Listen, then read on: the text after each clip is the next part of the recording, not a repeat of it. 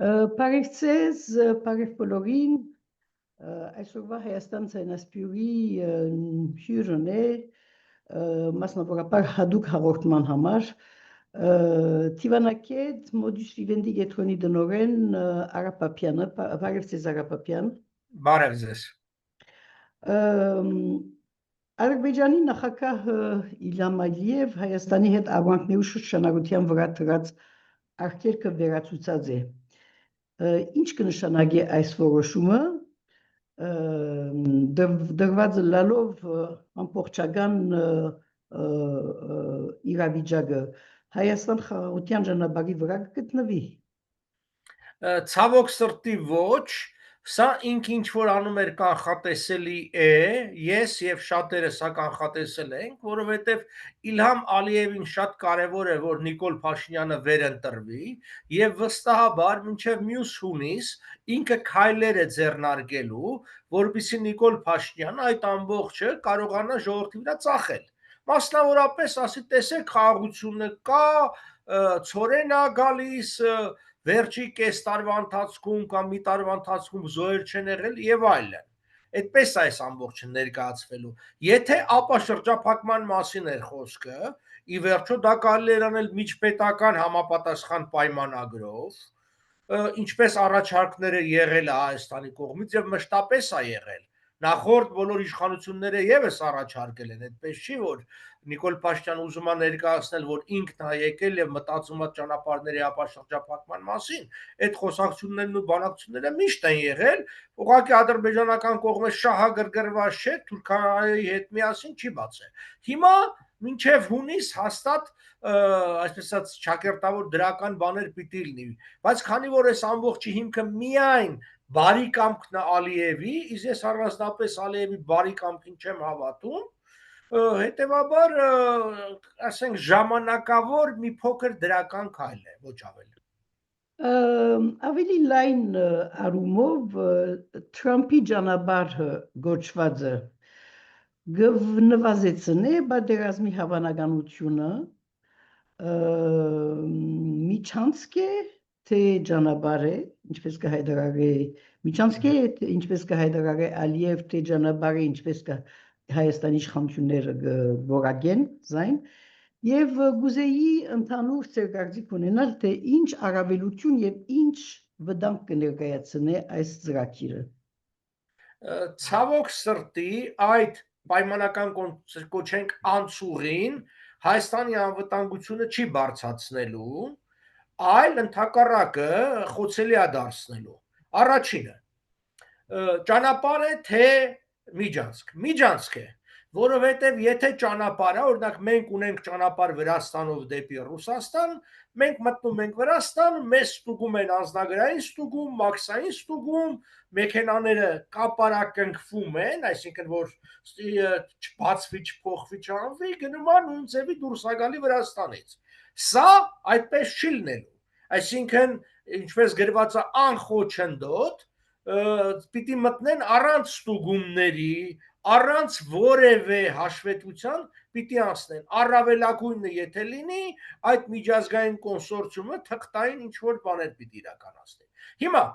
ժամանակին ինչու փակվեց Մեղրի այդ երթուղին եւ երկաթուղին, խոսքը 90-ականների մասին է, որտեղ վտանգ կար, որ գնացքով կմտնեն այդ տարածքը եւ վագոններից դուրս կգան զինված մարդիկ եւ կգրավեն այդ գիծը, որով կփակեն Հայաստան-Իրան սահմանը։ Հիմա այդ վտանգը շարունակում է մնալ։ Այո, այսօր հարցը ներկայացվում է, որ չկա պատերազմ, ամեն ինչ լավ է, բայց գիտեք, անգամ տեսեք ռուս-ադրբեջանական հարաբերություններում, որ Ռուսաստանը շատ ավելի ուժեղ է, քան Հայաստանը, բարբերաբար խնդիրներ է առաջացնում Ադրբեջանը, որտեղ իրեն այդպես պետք է։ Հիմա մենք ինչ երաշխիք ունենք, որ երբ որ արդեն իրենք օգտագործեն անխափան այդ երթևեկը, մի օր հանկարծ այդ նույն գնացքը, որը թե ինչ է տեղափոխելու, չի գա, ասենք 10 վագոն չի կանգնի, մեջից դուրս կգան, չգիտեմ, զրահամեքենաներ, հրետանի եւ զինվորներ եւ կգրավեն այդ գիծը։ Իսկ այն ռազմական տեսակետից խոցելի է։ Մյուսը փորձ է արվում ներկայացնել, որ դա կկայունացնի, բայց նայեք, դուք Ֆրանսիա եք ապրում եւ գերմանա-ֆրանսիական պատերազմները, որ 19-րդ դարին մշտապես եղել են, 20-րդ դարում եւս առնվազն երկու համաշխարհային պատերազմ, երբ որ դուք նայում եք թվերին, հսկայական առևտրային եւ տնտեսական հարաբերություններ ա մշտապես եղել Գերմանիայի եւ Ֆրանսիայի միջեւ, բայց դա երբևէ պատերազմը չի կասեցրել։ Սովետա-գերմանական հարաբերությունները 1939-ից 41 թվականները շատ ընդգրկուն էին մեծածավալ, բայց եւս դա չկանգնեցնեց։ 88-89 թվականներից այդ բախումներից հետո պատերազմի վերացած հայ-ադրբեջանական այդ պատերազմը Հայաստան եւ Ադրբեջանը սովետական միության ներսում հսկայական հարաբերություններ ունեին տնտեսական։ Այսինքն պատմությունը ցույց է տալիս, որ տնտեսական հարաբերությունները, այնել ինչպես ուզում են ներկայացնել, պարզ առևտրային հարաբերությունները չեն կասեցնում պատերազմները։ Մենք դա տեսել ենք։ Միշտ ենք տեսել։ Օրինակ, վերցնենք Սիրիա-Թուրքիա հարաբերությունները։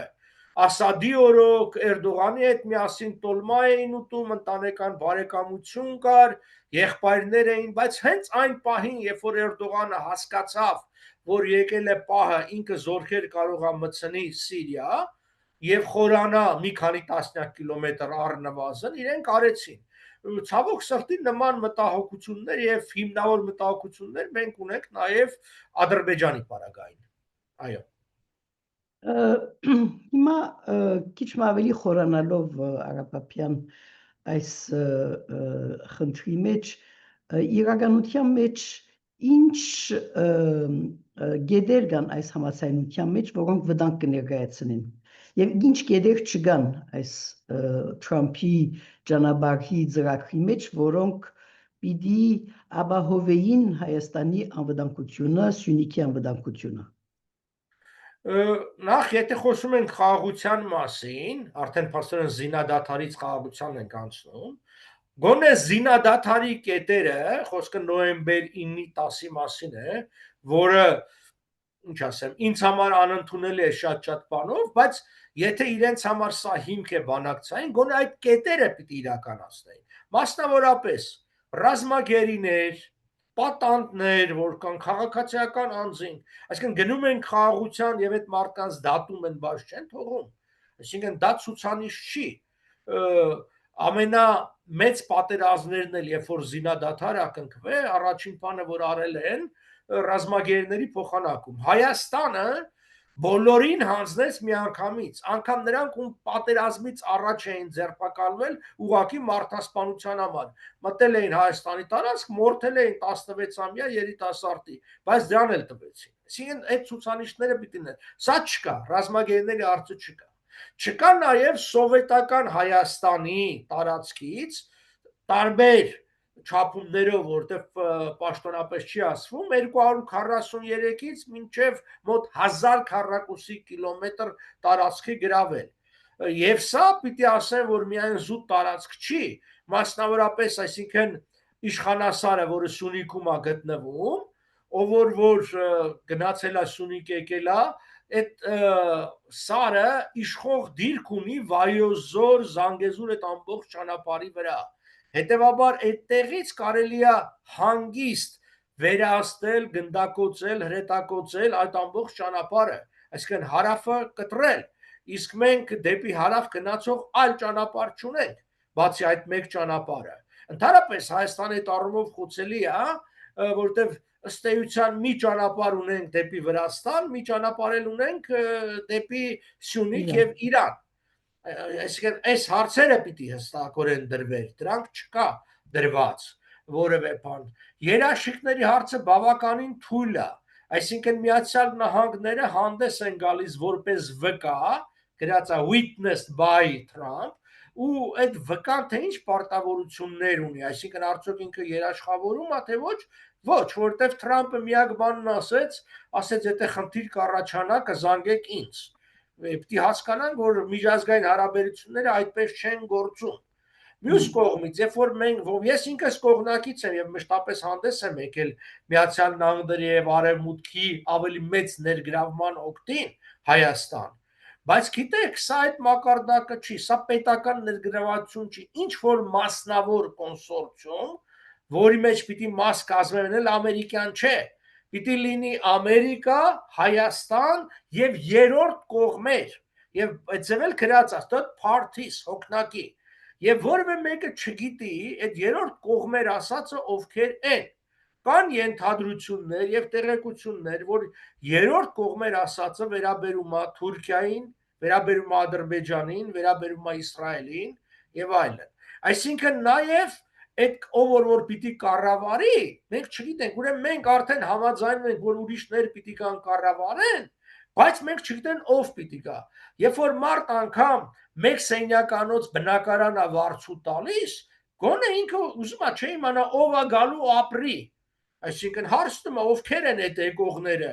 ընտանիք է, միայնակ են, կարգին մարդիկ են, թե ոչ։ Մենք չգիտենք, անգամ երկրների ցանկը չգիտենք։ Հետևաբար խնդիրներ կա սրա մեջ։ Այո, խնդիրները մեկը այս կոնսորցիումի մեջ այս կոնսորցիումի թերագադարությունն է։ Ինչ թերագադարություն պիտի գադարեն, պիտի ունենան։ Էլի կտուր են տեղեկությունները հստակ չեն։ Նիկոլ Փաշինյանն ասում է, նրանք պիտի տեխնիկական միջոցներով վերահսկեն այդ ճանապարհը։ Այսինքն, գիտեք, հիմա երբ որ օթականներ, շատ օթականներ կանցնեք, դուք ինքներդ անձնագիրը կդնեք համապատասխան սարքի մեջ եւ կստուգվի, կմտնեք եւ այլն։ Կարծեք թե նման մի բան է, բայց այդտեղ շատ տարաձայնություններ կա, որովհետեւ եթե խոսքը գնում է երկաթուղու մասին, ապա Հայաստանի երկաթուղու կառավարումը 50 տարով 2008-ից սկսած տրված է Ռուսաստանին։ Հիմա եթե երկաթուղի է եւ երկաթքից է, որը դեռ չկա էլ ըստ էության, դեռ պիտի վերականգնվի եւ այլն, այդտեղ նաեւ ուրեմն Ռուսաստանի դերը կա երկաթուղին։ Ինչպես պիտի այդ ով է որ պիտի վերականգնի երկաթուղին։ Հիմա տեսեք, այն օրը Հայաստանի այսպես կոչված իշխանությունները գլուխ էին գովում եւ ասում էին, որ Միացյալ Նահանգները 146 միլիոն դոլար պիտի Հայաստանին փող տան։ Եվ ես իսկույն հարցազրույցով հանդես եկա եւ ասացի, բայց այդ փողը մեզ չեն տալու։ Այդ փողը գնալու է Ադրբեջանի համար ճանապարհ կառուցելուն, երկաթուղին կառուցելուն։ Այսինքն ըստ էության դա համարվում է օգնություն Հայաստանին եւ նույնը անելու է Եվրոմիությունը, այսինքն կամ դա պարտ կա լինի, նույն տվյալ դեպքում դա գրանտ էր, դրամաշնոր էր, բայց ես վստահ եմ, որ մասամբ էլ նաև պարտ են տալու, մենք այսինքն փող պիտի վերցնենք, ադրբեջանցիների համար կառուցենք երկաթուղի եւ ճանապարհ, որ օգտվեն։ Ես այստեղ ուզում եմ անդրադառնալ այն հարցին, որտեղ մարդիկ կասեն, դե հա կկառուցենք, փող կաշխատենք եւ այլն եւ այլն։ Նախ ասեմ, որ մաքսային բոլոր վճարումները, անկախ որտեղով են որ անցնում, գնում են Մոսկվա։ Սրա մասին շատերը չգիտեն։ Այսինքն, երբ որ դուք ապրանք եք բերում Հայաստան եւ այդտեղ մաքսատուրք եք վճարում, դա Հայաստանին չի մնում։ Դա գնում է Մոսկվա, Եվրասիական տնտեսական։ Մասամբ թե ամբողջապես։ Ամբողջությամբ այդ մաքսատուրքերը գնում են այնտեղ եւ այդ ընդհանուր գումարի 1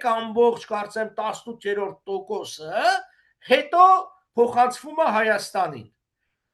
Եվ գոնե վերջի տարիներին ցույց է տվել, որ մենք տարեկան մոտ 160-ից 200 միլիոն դոլար ավել ենք փոխանցում այդ ԵԱՏՄ ընդհանուր գումարին, ասենք մաքսատուրքերի հավաքան ստանում ենք։ Սա էլ են Եվրասիական տնտեսական միության վնասներից մեկն է մեկը։ Մյուսը նա է, որ նրանք են կառավարում այդ բոլոր անցումային ռեժիմները, թե ինչ ձևով պիտի աշխատի, ինչ վճարումներ կա եւ ամբողջ փաստացի տեղեկությունները էլի իրենց ձեռքին է։ Հետևաբար այդ մաքսատուրքերից մենք առանձնապես բաներ չենք ստանալու, որտեղ առավելես մաքսել չեն մուծելու։ Իրենք տարանցիկ են անցնելու, տրանզիտ։ Հիմա կասեն դե տրանզիտից կօգտվենք։ Ես չգիտեմ ինչ սակագներ պիտի հաստատվեն, բայց ես վերցնում եմ Վրաստանի օրինակը։ Վրաստանում 1 տոննա բերի 1 կիլոմետր անցումը 3.5 ցենտ է։ 3.5 ցենտ է։ Եվ Վրաստանը մոտավորապես խոսքը բեռների երկաթուղային փոխադրման մասին է, 16-17 միլիոն դոլար է ստանում տարեկան։ Հիմա, բայց դա 249 կիլոմետր է։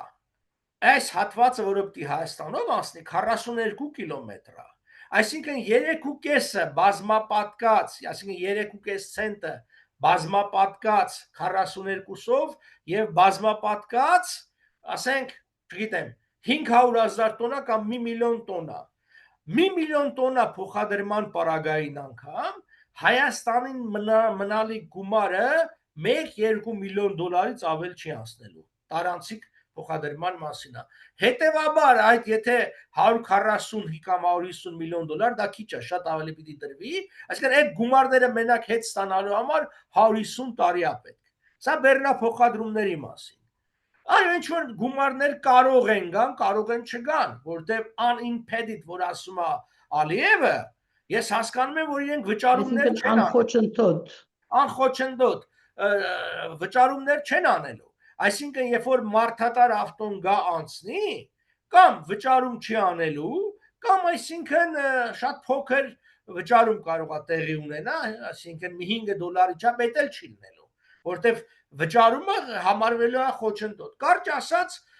մի քիչ շատ ուռճացված, չափից ավելի ուռճացված է այս ամբողջը, որ ասում են Հայաստանին միլիարդների օգուտ կբերի 100 միլիոնավոր, ոչ մի բան չի բերելու։ Կամ երբ որ ասում են սա կապա շրջափակի Հայաստանը, էլի չի ապա շրջափակի Հայաստանը, որտեղ դրանից Հայաստանին ինչ օգուտ, երբ որ Ադրբեջանը,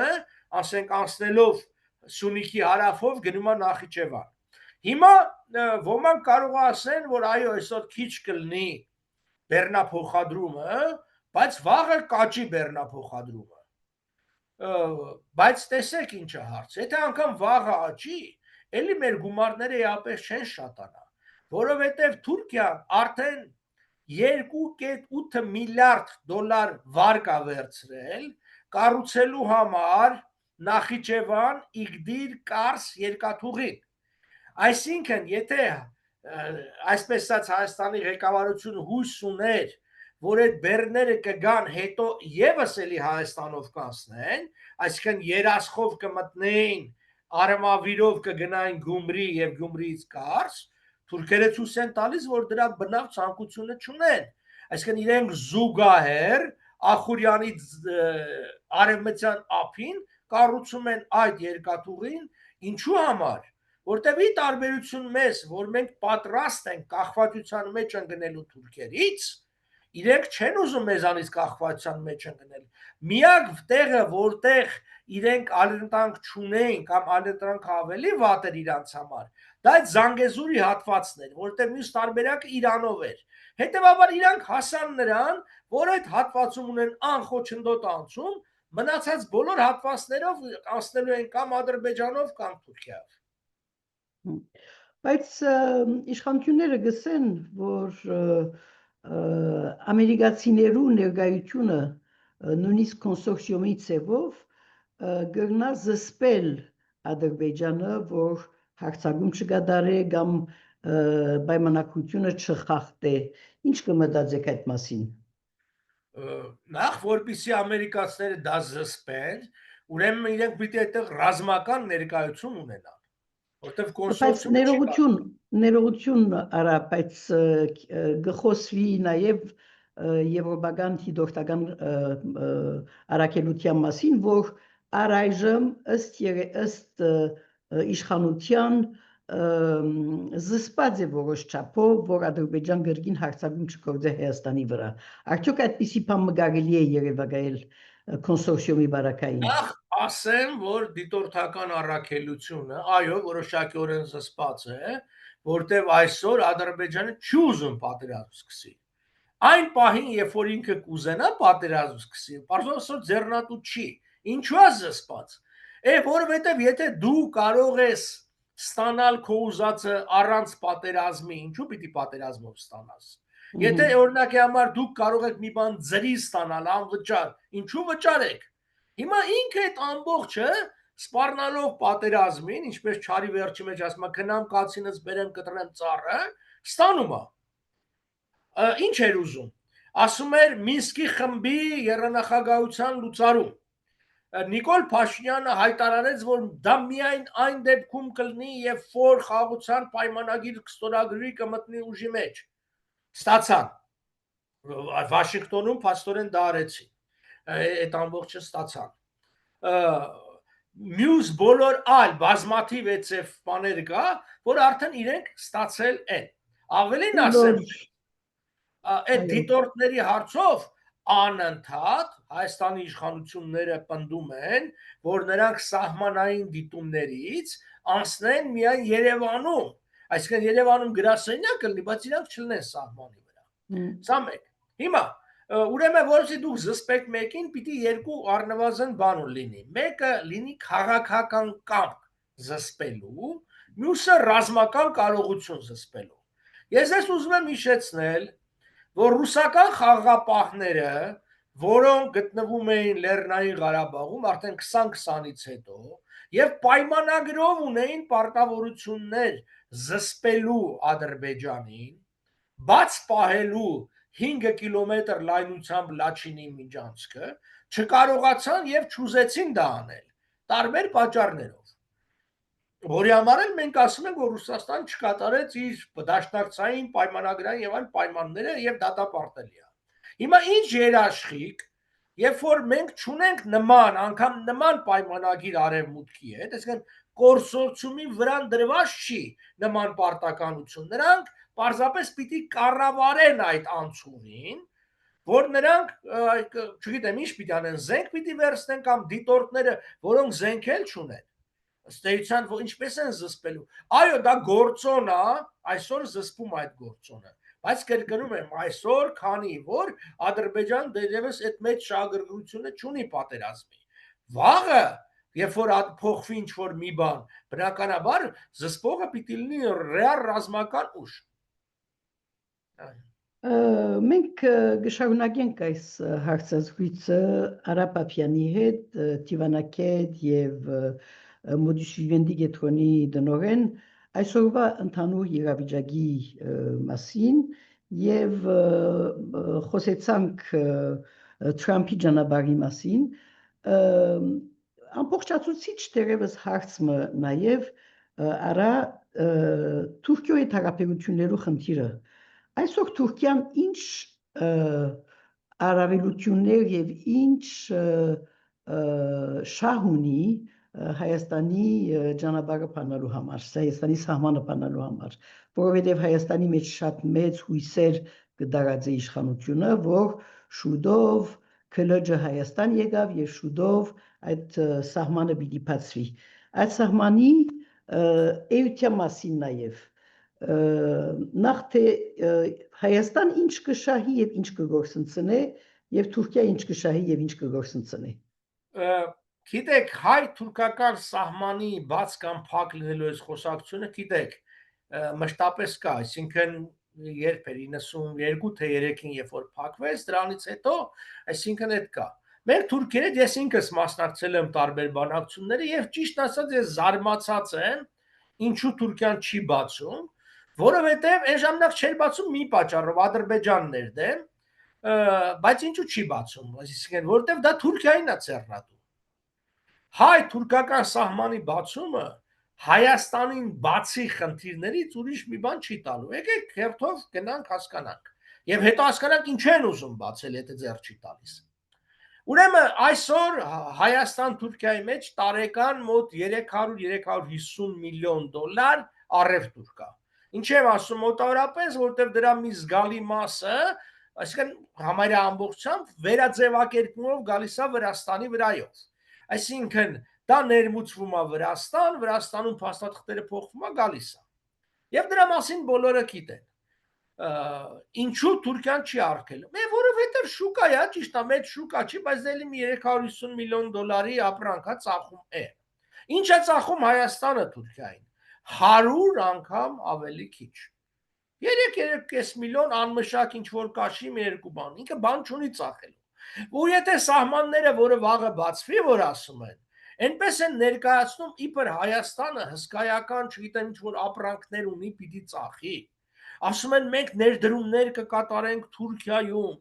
Նախ ես չգիտեմ, եթե օրինակի համար լֆիկը կամ գրձոն Թուրքիայում խանութ բացեն եւ ներդրում անեն, դրանից Հայաստանի օգուտն ինչ է, որտեղ իրենք հարկերը Թուրքիային են վճարելու, այսինքն ուժեղացնում են Թուրքիան, այդ իրենց օգուտն է։ Մյուսը նա է, որ երբ որ մենք այդ սահմանները բացենք, ամբողջությամբ բացենք, որ չեմ ասում, որտեղ փակ չի սահմանը, հիմա դրան էլ կանդրադառնանք։ Հայաստանի գյուղատնտեսությունը կսննկանա։ Այսօր Հայաստանի շուկայում վաճառվում է լոլիկ, թուրքական վարունգ, որը իհարկե չի ներկայացվում որպես թուրքական, որը շատ ավելի էժան է։ Եվ Հայաստանի ամբողջ ջերմոցային տնտեսությունը սննկացավ հենց այդ պատճառով, որտեղ ջերմոցները պիտի կարողանային վաճառք կատարեին Հայաստանում մարտ եւ ապրիլ ամիսներին, երբ որ հողի բերքը չէր աճել, բայց այդ ընթացքում ասենք թուրքականը խեղդում է։ Կարճ ասած 600,000 մարդ, որ այսօր ուղղակի կամ անուղղակի ներգրավված է գյուղատնտեսության մեջ, սրանք սննկանալու են, իրենք չեն դիմանալու այդ մրցակցությանը։ Հիմա իրականությունն է, որ արևմտյան Հայաստանի հողերը շատ ավելի լավ են շատ տեղերում, էլ չեմ ասում դեպի ավելի հարավ, որտեղ տակ է այդ ամբողջ բանը։ Այո, կբերեն, կծախեն, կշահեն ինչ որ մարդիկ կա կշահեն։ Ովքեր են շահողել լինելու։ Նայեք, այսօր իմ նշած այդ առևտուրը արվում է մի քանի 100-ից մի քանի 1000 հոգու միջոցով։ Քանի որ մենք չունենք դիվանագիտական հարաբերություններ, բանկային վստահելի հարաբերություններ չունենք եւ չենք կարող վեճերը դատարաններում քննել, մարդիկ գնում են տեղում կանխիկ փողը վճարում են 10, 20, 30,000 դոլարի, ապրանք առնում են, բերում են։ Հետևաբար մոնոպոլիզացիա տեղի չի ունենում առևտրի։ Բայց երբ որ մենք դիվանագիտական հարաբերություններ հաստատենք, վստահ եղեք 2-3 տարի հետո այդ ամբողջ առևտուրը լֆիկի, գրզոյի եւ նման օլիգարխների ձեռնակուտակվելու եւ նորահայտ նոր օլիգարխներ կան։ Բայց ինչ եղավ օլիգարխիայի դեմ պայքարը, որ ոչ մի բան էլ չեղավ։ Հայաստանի իշխանությունները եւ հասան Նիկոլի Թրիտակ, ոնց որ ասած նույն ձևի աշխատում են, ով էլ որ բաներ մի քիչ բան արեց, մուծվեց, էլի խելոք նստեց, որևէ մեկը առ այսօր գիտեք դատապարտված չի։ Անկամ նրանք ում որ բռնեցին եւ այլն։ Սիրուն կտեցին տասնյակ միլիոնավոր դոլարների եւ ոչ պետական բյուջե, ինչ որ անհասկանալի հիմնադրամների վրա եւ բաց թողեցին։ Որ էլի հասկանալի չէ, թե մարդը անցագործա, ինչու գողոնը վերադարձնելուց հետո չպետք է նստի, չէ՞։ Եթե լիներ ամեն գողեր կասեր էսա բռնել եք, եկեք վերցրեք ինչ որ տալն են բանկան, բայց այդպես է։ Խնդիրը հետեւյալն է։ Ուրեմն սահմանների բացումը բերելու է հայ-թուրքական առևտրի մենաշնորի կայացման մի քանի հոգու ձեռքում։ 1, որոնք հարյուրավոր միլիոններ են շալու եւ դա են ուզում։ Բերելու է անշարժ գույքի շուկայում թուրքական մեծ ընկերությունների մուտքի եւ վաճառք, հսկայական թվով վաճառք Թուրքիայի քաղաքացիների եւ այլոց եւ այլն, այսինքն մենք շատ արագ մի քանի տարում կունենանք, որ Հայաստանի տնտեսությունը օրինական ճանապարհով կանցնի թուրքական մեծ ընկերությունների ձեռքը։ Այն որ ասում են մենք էլ Թուրքիայում կանենք, մենք չենք կարող։ Մենք չունենք ընկերություններ, որոնք մի քանի միլիարդ, անգամ ամենահարուստ, այսպես ասած օլիգարխները այդ փողերը չունեն։ Մի քանի միլիարդ դոլարի ներդրումներ կատարեն կամ ինչ որ բան, այո, իրենք կարստանան եւ բան։ Եվ ժողովուրդը կսնկան, այնց որ էլի այդ բանը սահման բացելու հարցը էլի այսպես ասած գեր կարևորված է եւ այլ, հա քլիչը գա կբացեն, իմաստ երրորդ երկրի քաղաքացիների համար ասում են սահմանը կբացվի, այսինքն ինձ ինչ Ռուսաստանի, Ֆրանսիայի կամ Ադրբեջանի քաղաքացին կգա Մարգարայի կամուրջով կանցնի կգնա Թուրքիա, դա ինչ է տալու։ Այո, հնարավոր է որ միակ դրական 1-2 դրական բան հետեւյալը լինի, որ ասենք այն տուրիստական խմբերը, որ ասենք անի են գալիս եւ մի երկու նման տեղեր, նաեւ ասնեն այդ Հայաստան սահմանը, մի երկու օր էլ Հայաստանում մնան եւ գնան։ Թերևս դա, բայց դա ոնց որ ասած չի արդարացնում այդ բոլոր սպասելիքները։ Բայց Ագապապյան ուրեմն Թուրքիո առավելությունների մասին, այսինքն Թուրքիո հնարավոր առավելությունների մասին խոսեցաք, բայց հարց կձակի նաև թե ինչու Թուրքիա այսպես հստակորեն չի այս խնդրի լուրջ չի արած առայժմ այս խնդիրը Թուրքիա, որովհետև եթե իսկապես առավելություններ ունի Թուրքիա պիտի փանա այս սահմանը։ Իմ կարծիքով էլի շարունակում է մնալ դա որպես լծակ Ադրբեջանի ձեռքին եւ կա շատ ավելի խորքային կարծում եմ հարց ամեն պարագային հոգեբանորեն այդ սահմանի փակ լինելը թե Վրաստանով կարելի է գնալ հայերին կտրում է սեփական հայրենիքից Իմ կարծիքով թուրքերի վախը շատ ավելի խորքային է։ Իրենք մտածում են, որ եթե հայերը ազատ կարողանան գնալ գալ եւ մյուս կողմից էլ քրդերը գնան գալ, կարող է այլ մթնոլորտ ստեղծվի, տնտեսապես կշային այլ հոգեբանական այլ մթնոլորտ կստեղծվի, որովհետեւ այսօր մեր ընկալումը Իսկ չեմ ասում առաջ ավելի, այսպեսին է, որ մեր երկիրը մեզանից կտրված է, փակ է մեզ համար, թե մենք Վրաստանի վրա շատերը գնում գալիս են եւ այլն, բայց կարծում եմ այստեղ այդ հոգեբանական պայերը կա եւ երկրորդը կարծում եմ թուրքերը շատ չեն խորանում այդ բաների մեջ, մենք շատ ավելի կարեւորություն ենք տալիս, որ իրենք այդ սահմանի վերաբերյալ իրենք տեսեք, վերջի իրենց պաշտոնական բանը այսպես է եղել, տեսակետը որ դուք խնդիրները լուծեք Ադրբեջանի հետ, մենք սահմանը կբացենք։ Հիմա դեռ ասում են, դեռ այդ ժամանակը չի եկել, չեք լուծել, որտեղ խաղաղության պայմանագիր չկա։ Դե տեսնենք ի վերջո դրան էլ է գալու, այսինքն դա էլ է գալու, ես կարծում եմ էլ ինչ որ պատրվակ են գտնելու, չեն բացելու, որտեղ իրենք չեն ուզում, ամեն պարագային այդ վախը ավելի խորքային է, որտեղ ի վերջո այդ ժողովուրդը քրդերն ու թուրքերը որ ապրում են արևմտյան Հայաստանի տարածքում իրենք մեկ էլ հանգարց հայտնաբերել են որ իրանք ոչ քուրդ են ոչ էլ թուրք են եւ դա է իրանք ամենից շատը սարսափեցնում Վերադառնանք ներ հայաստանյան իրավիճակին Արապապյան ինչ կվադահի Հայաստանի մեջ այս բռնությունները ինչ կնշանակեն արդյոք հետին նպատակ մը կհետապնդեն այս բռնությունների միջոցով արտագաղթ իրավիճակ ստեղծելու, այսինքն հրճագելու եւ այսպես ցանցարցակ ցևով երկիրը որոշումներ առնելու, թե բարձրապես իշխանությունները կտեսնեն, որ ընդրության համար որոշ բաներ ունին, դժվարություններ պիտի ունենան, թեև շատերը գսեն, որ շատ հավանական է, որ գրգին ընդրվին այս իշխանությունները ինչ կբադահի այս բռնություններու արմատը ուր պետք է փնտրել գտնելու համար Նախ ուզում եմ ասել որ բնավ զարմանալի չի որ ընտրությունների ժամանակ իշխանությունները նորից կարողանան հաղթել Հայաստանի անկախությունից ի վեր միշտ հաղթել է իշխանությունը Մենք մի բացառություն իսկ չունենք որ ընտրությունով Հայաստանում իշխանափոխություն եղած լինի Այն բոլոր հեքիաթները, որ պատմում են, ասում են, դե Նիկոլ Փաշինյանը ընտրյալ ղեկավարը հեքիաթ է, որտեղ Նիկոլ Փաշինյանը իշխանության է եկել 18 թվականի մայիսին, փոխադարձ պայմանավորվածության եւ փողոցի ճնշման տակ, որից հետո 6 ամիս հետո, կամ ավելի շատ մի փոքր, դեկտեմբերին դա ձևակերպել է ընտրությամբ, արդեն որպես իշխանություն հաղթել է։ Ինչպես հաղթել է Քոչարյանը, Սերժ Սարգսյանը, մինչև էլ Տեր-Պետրոսյանը Հայաստանում միակ արդար ընտրությունները եղել է սովետական Հայաստանում 1990 թվականին։ Դրանից հետո Հայաստանում իշխանությունները միշտ հաղթել են։ Հետևաբար այդպես ներկայացնել կարող ախտի, իհարկե կարող ախտի, ինչ խնդիր է, այսինքն 300,000 քվ ինքը ունի իշխանությունը բանակն է, ոստիկանությանը, անվտանգության ապարատն է, հիվանդանոցներն են, կրթական համալիրն է, որտեղ ամենտեղ իրենք համայնքապետարաններն է եւ այլն, մի 300,000 կեղծում է, որովհետեւ այն ընտրական համակարգը, որ Հայաստանում կա, որ 2,900,000 մարդ է ապրում Հայաստանում, թղթի վրա իրականության մեջ ավելի քիչ է, եւ 2,500,000 ընտրող կա։ Այդ ձև տոկոսներ չի լինում, հասկանում եք։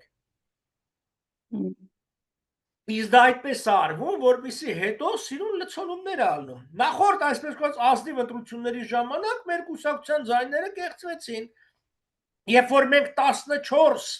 ընտրատեղամաս ստուգեցինք, 14-ից 14-ում էլ կեղծված էին։ Բայց ասեցին, գիտեք, այդ տարբերությունը ընդամենը 500 քվ է, դա վերջնական արդյունքի վրա չի ազդում։ Ճիշտ է, չի ազդում։ Բայց դա 14-ն էր, Հայաստանում կա 2014 ընտրատեղամաս, իսկ բոլորը ստուգելու ոչ ժամանակ ունեն, ոչ հնարավորություն։ Հետևաբար ինքը կարող է դա այդպես անել։ Նաև տեսեք մի մանրամասն կա, որի վրա ուշադրություն չեն դարձնում։ Նախկին այսպես կոչված բռնապետական իշխանության ժամանակ ընտրություններից հետո փակցվում էին ընտրական ցուցակները, այսինքն ովքեր են մասնակցել ընտրությանը, ում կողմ են քվեարկել, դա գաղտնի էր մնում։ Բայց դու գնում ես, տեսնում ես քո հարևանը, որ 10 տարի է ոտ չի դրել Հայաստան, ընտրությունների է մասնակցել։ Կամ, չգիտեմ, հանգուցյալ տատիկը եկել է քվեարկությանը մասնակցել է եւ նորից գնացել է, որտեղ ինքը շարունակել է մնալ ցուցակների մեջ։ Հիմա Նիկոլ Փաշինյանը իր լրագրող, իր կուսակցության անդամ, որը նախկինների դեպ չէին անում, օրինակ Մուկուչյանը, որ ասենք պաշտպանում էր էլի իշխանություններին, նա այդ իշխանության կուսակցության անդամ չէ։ Նիկոլ Փաշինյանը ավելի լկտիության գնաց իր աշխատողին, որ այդ 18 տարի նույն սենյակում է նստել Հովակիմյան Վահագը, իր լրագրող, իր կուսակցության անդամին նշանակեց կենտրոնական ընտրական հանձնաժողով ղեկավար եւ առաջին բաներից մեկը որ արեցին, հանեցին այդ ցուցակների փակցնելու հարցը։ Այսինքն այսօր մենք բաց չենք իմանալու, թիվը իմանալու են, քանի հոգի է մասնակցել քվեարկության, բայց ով է մասնակցել, գոնե ձեր մենք չենք կարող ստուգենք։ Այսինքն մենք չենք կարող իմանալ, որ այն մարդիկ, ովքեր Հայաստանում չեն, որտեղ դա մեծ աղմուկ է լինում, մարդիկ գնում են, նայում են, տեսնում են, որ այդ օրերին ինքը Հայաստանում չի եղել կամ քվեարկության չի մասնակցել, բայց քվեարկել է։ Հիմա այդ ամբողջը կա։ Եվ ամենավատ բաներից մեկը հետևյալն է, որ Արևմուտքը Նիկոլ Փաշինյանին վերաբերում է շատ ավելի մեղմ, քան նախորդ իշխանություններին։ Եվ Նիկոլ Փաշինյանին ներվում են շատ բաներ, որ նախորդներին չեն ներվում։ Հետևաբար ինքը որևէ մտահոգություն չունի կեղծել եւ կեղծում է։ Տեսեք, հիմա ինչա տեղի ունենում բաներում, տեղական ընտրություններից հետո։ Սիսիանում եղավ դա, Ալավերդիում եղավ, Վանաձորում եղավ, Փարաքարում եղավ, հիմա Գյումրիում եղավ, բոլոր տեղերում, որտեղ որ ասինքն ընդդիմությունն է հաղթում, հարցը չի, որ ես շատերին այդ ընդդիմությունից չեմ ընդունում ոչ իրանց գաղափարները, ոչ վարքը, բայց փաստ է, մարդիկ հաղթել են, բոլորի վրա քրեական գործեր հարուցվեցին, կամ սպանվեցին,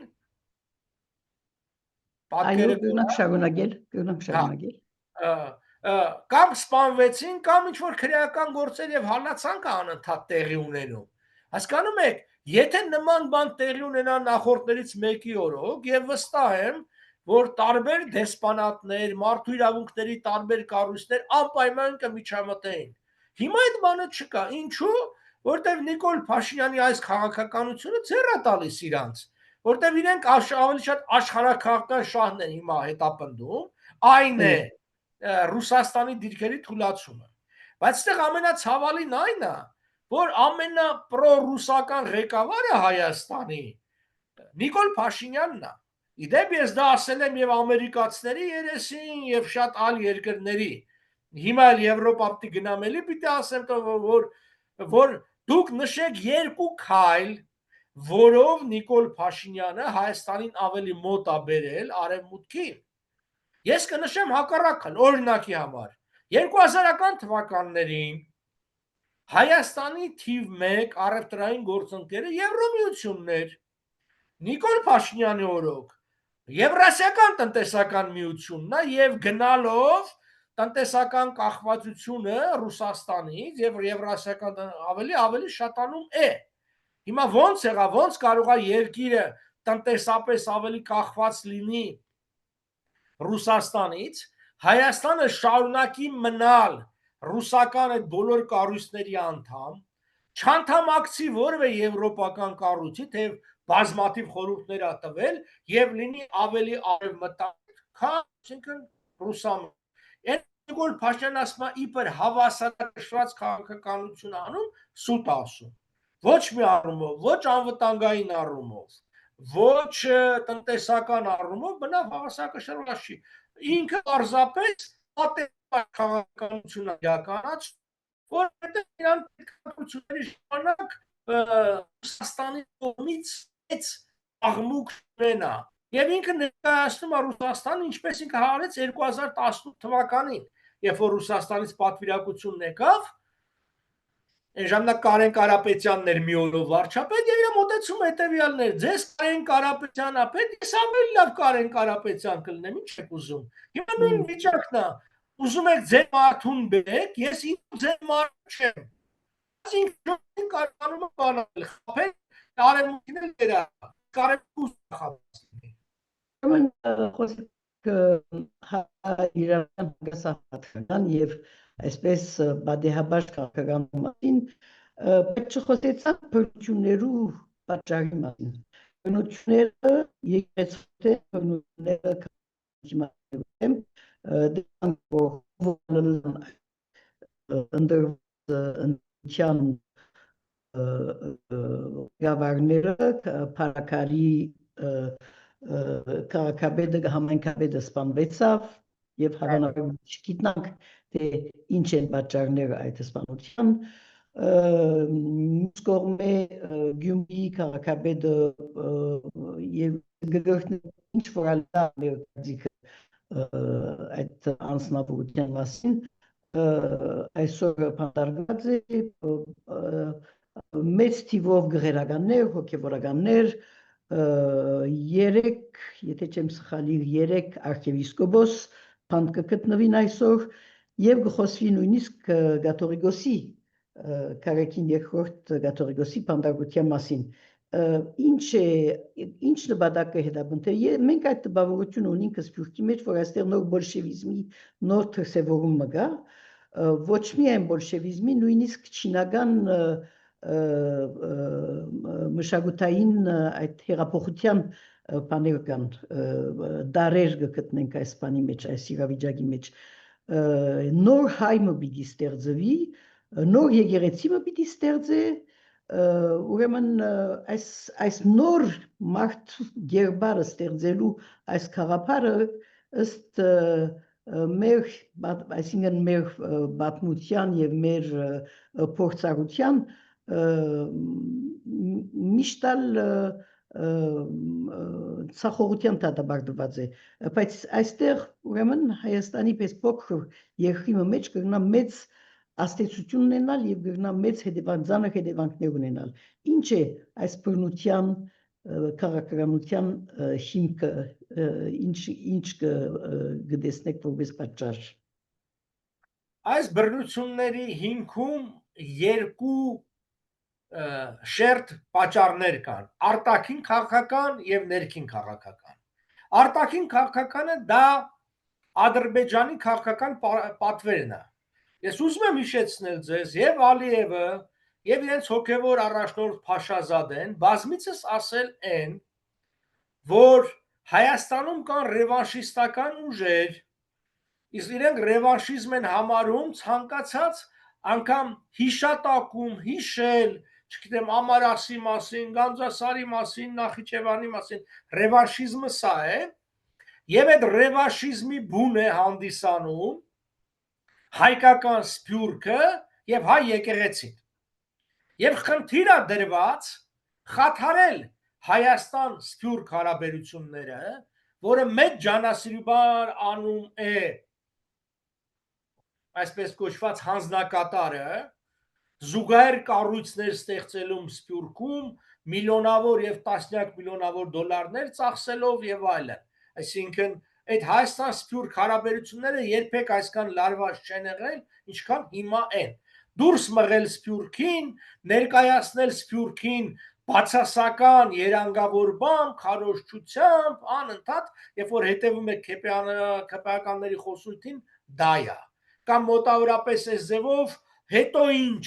հետո ինչ որ էսպես, այսինքն ինչ որ մարդիկ հասել են հաջողությունների, դե լավ է օգուտնել մի բան չի բանը։ Մեկը դա է։ Մյուսը եկեղեցին։ Թուրքերը, ադրբեջանցիները պարզ ասում են, որ հայկական եկեղեցին հիմնական ինքնության հենասյուներից է, այն պիտի քանդվի։ Եվ այսօր ինչ որ անում է Նիկոլ Փաշինյանը, հայկական եկեղեցին քանդելու ուղղությամբ անում։ Այո, հայ եկեղեցու ներսում լուրջ խնդիրներ կան, որոնք կարիք ունեն բարեփոխման։ Դրա մասին բազմիցս խոսել ենք, անդրադարձել ենք, անձամբ ես դեռևս 2000 թվականին շատ մանրամասն նոր էի դեսպան, վեհապարի հետ եմ խոսենք նոր էր ընտրվել եւ այլն, որ վայել չի հայ եկեղեցին կառավարվի 1836 թվականի ցարական Պալաժենիով եւ այլն, նույն կուսակրոնության հարթը բան եւ այլն։ Բայց այն ինչ որ առաջարկում է եւ անում է Նիկոլ Փաշինյանը, սա այն դեպքն է, երբ բուժումն ավելի վատ է, քան հիվանդությունը։ Դուք չեք կարող գլխացավի պատճառով գլուխը կտրեք։ Իսկ այն ինչ որ ինքը անում է, ինքը քանդում է եկեղեցին։ Ավելին, ինքը պարզապես վարչական փոփոխություններ չի ուզում անի։ Ինքը հոգևոր, այ որ դուք ասում եք այդ Չինաստան խունվեյբինների եւ այլն բոլշևիկների, այսինքն ինքը ներկայացնում է նախ ընդհանրապես հայրենասիրություն, ինքը ներկայացնում է որպես բացասական երևույթ, հայ եկեղեցին որպես այն միջանակ կղերական, ինչ որ հետամնաց ֆեոդալական, չգիտեմ, կաշառակերության, պղծության կենտրոն եւ այլն, այս ամբողջը ինքը դա է անում։ Իսկ ակնհայտ է, որ եկեղեցին եւ Սփյուռքում եւ Հայաստանում շատ լուրջ դեր է ունեցել։ Բոլշևիկ Աշոտ Հովհաննիսյանը, ակադեմիկոս, որը առաջի հեղկոմի անդամներից էր, նախարարներ, հետո ակսորվեց եւ անգամ ինքը աշխատություն երկհատոր գրեց եւ յատեսությունը հետեւյալն էր, որ հայոց պետականության կորուստի պարագայում հայոց եկեղեցին պետականության դեր է կատարել, նա է ներկայացրել հայ ժողովրդին տարբեր միջազգային հավաքներում, տարբեր իշխանությունների մոտ, ի վերջո, այսինքն նույն Օսմանյան կայսրությունում Միլիեթը, նույն Ռուսաբանը։ Սրանք տվել բոլշևիկներին անցել են։ Այսինքն, եթե բոլշևիկները ուզում էին եկեղեցին իրենց ծառայության մեջ դնել օգտագործել, սրանք ընդհանրապես ուզում են քանդել։ Եվ այդ բոլորը, որ առաջիկա կիրակի օրը գնալ եւ կարգալույց քահանալ, պատարակ անել, եւ սա խիստ վտանգավոր է։ Սա կարող է հանգեցնի բախումների, որտեղ երկու կողմել կրքերը շիկացած են եւ իշխանությունը ոչ մի բանի արժեվ կանգ չի առնում։ Իդեպ, հիմա որ գանք այդ որ ասում էին ներքին խնդիրներ, ներքին խնդիրից մեկը վախի տարածումն է։ Տեսեք, եթե խնդիրը խուզարկություն կատարելն էր եւ ձերբակալելը Վարդան Ղուկասյանին, իրեն պարբերաբար կանչել էին քննչական կոմիտե Երևան,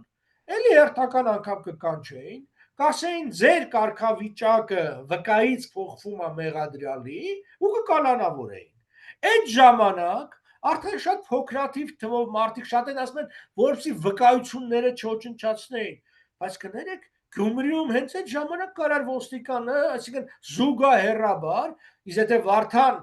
Ղուկասյանը այնտեղ չլներ, բնականաբար չէր լինի ոչ մի տեսակ հավաք կամ ընդդիմություն, հանգիստ այդ ամբողջը կանեին, կամ արդյոք ուզեցել են վերցնեին, չգիտեմ, այդ համակարգիչները որևէ մեկը դեմ է եղել, սա սուտ է։ Խնդիրը ինչի են անում սենց աղմկարույց, որտեղ նույն Վարդան Ղուկասյանին կարային առավոտ շուտ գնային տնից վերցնեին։ Երբ որ եկան ինձ տունը խուզարկելու, առավոտ շուտ ժամը, չգիտեմ, 6-ներ, 7-ներ զանգը տվեցին, 7-8 հոգով մտան ներս, ասեցի դուրս եկեք, մի հատ թուղթը ցույց տվեց խուզարկության, եկան, մտեք նայեք, իհարկե բան չգտան եւ այլն։ Խոսքը անցյալ տարվա մասին է։ Հանգիստ կարան անեին, թողել որ Վարդան Ղուկասյանը գա քաղաքապետարան, հետո ցուցադրաբար այդ ամբողջը կազմակերպել, դա ինչ են անում, վախի տարածումն է, որտեղ 30-ից ավել մարդ արդեն կալանավորված է։ Իրենք եւ ֆիզիկապես են մարդկանց վախեցնում ծեծում եւ բերման են ենթարկում։ Իրենք Երևանում այդ բանը բազմակերպ անգամներ արել են։ Օրինակ, երբ որ մենք հանրահավաք էինք անում,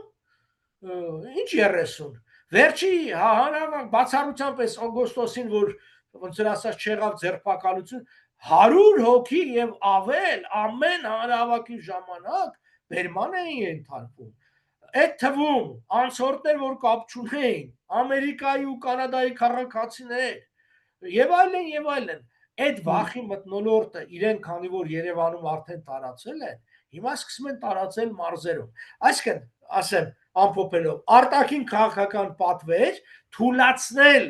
Հայաստանին ուժեղացնող գործոնները, մասնավորապես Սփյուռքը եւ հայ եկեղեցին, հատկապես պիտի հաշվի առնենք, որ քրիստոնեությունը հիմա քաղաքական երանգավորում է ձեռք բերում, ասենք, Միացյալ Նահանգներում եւ այլն, թույլաtsնել դա եւ ներքաղաքական դաշտը մաքրել հնարավոր ընդդիմությունից, իսկ եկեղեցին, քանի որ կառույց է ավելի ուժեղ